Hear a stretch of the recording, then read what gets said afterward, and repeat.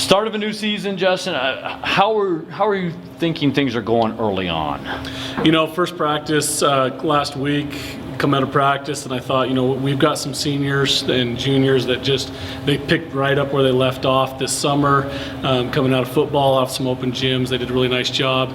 Looked at our younger kids, and I thought, wow, they're shell shocked. They're not used to this, and so I just kind of wondered a little bit about how things were going to come together, what that mesh was going to be.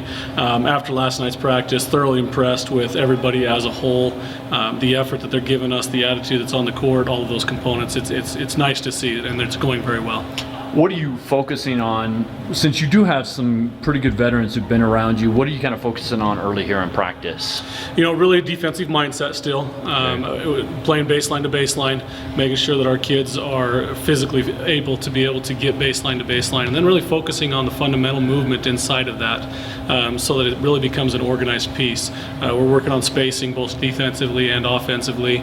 A lot of these guys, like you said, you know, I've coached them since they were in second grade, and so they're really used to the program and been around it a long time, and because of that, there's a lot of those things that we just need to really fine tune, and then making sure that our minds are mentally and then our bodies are physically prepared to play at the intensity level in which we need to play at this year in order to be successful.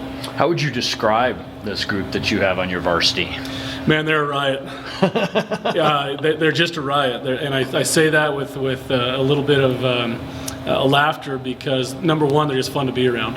You know, they work their fannies off in practice. They're running over the trash can to throw up, and they're right back on the line. But they're laughing as they do it, and they're celebrating as they do it, saying we're getting better, we're doing these things right, and they're continuing to progress. So, and then it's fun to be able to sit back and watch them be able to coach the younger kids too, and watch those younger kids who haven't been in our program as freshmen, and even some of our sophomores, helping them through some of those fundamental pieces of what the expectations are in the program, and helping build them. And it's really fun to be able to see your kids transfer from just being players to then becoming coaches and leaders on that floor. Gotcha.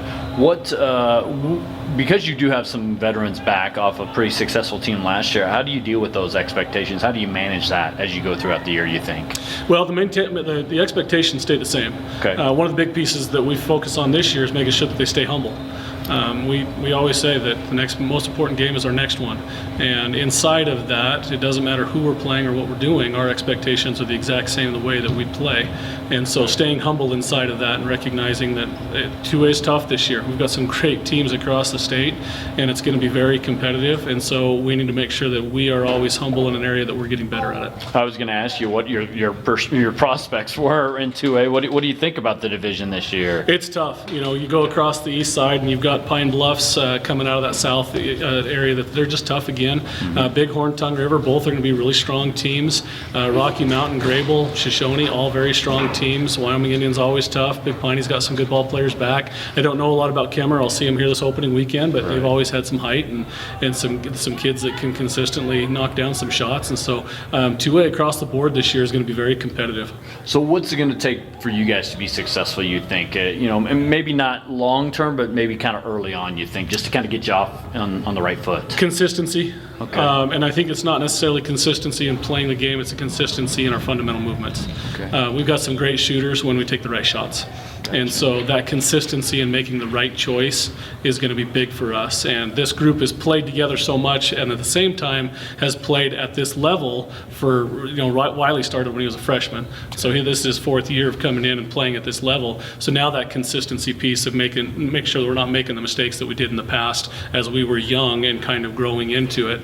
And then the piece that we're still replacing, you know, a kid that scored 23 points a game and a kid that was consistent for us on the inside. And so we've got to replace those things and figuring out who that person is as we move through it. And it doesn't have to be one person, it can be 3 people. And that's kind of what they're figuring out in here is, hey, coach, if we have 6 guys that are all scoring 12 points, that's a lot of points on the board for us. And I'm okay with that too.